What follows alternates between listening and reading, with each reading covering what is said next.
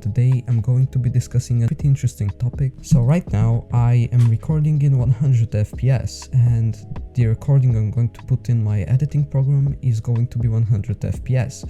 But there is one simple problem, and that's that I have to export it at no more than 60 FPS. So what I will use is basically a technique called frame blending, and what that'll do is that the other 40 frames that are in a second will blend with the other 60, which will create a motion blur effect, which creates bigger smoothness. And now let me explain how motion blur works. So as you can see right now, I am not using motion blur in my game, but you can still see it motion blurry since I have already rendered the video at 60 FPS with frame blending. But what I'm going to do is I'm going to jump into my already recorded vids and show you something.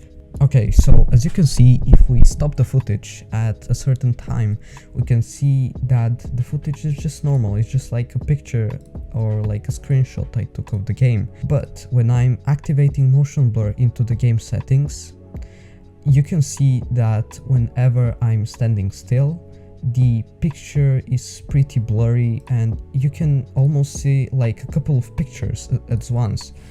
And what motion blur does is that it basically records your last move and lowers its opacity.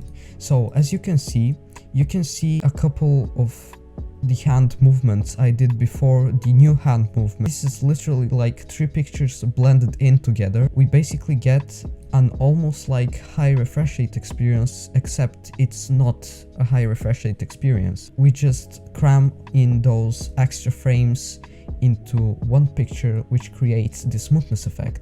And another tip, which is when you're trying to record smooth videos, is that you will use motion blur and frame blending at the same time. So you get this really blurred picture, which is going to seem very smooth on the screen of any 60Hz monitor. I hope this helped you understand a bit about the mechanics of motion blur and how it works, and thank you for watching.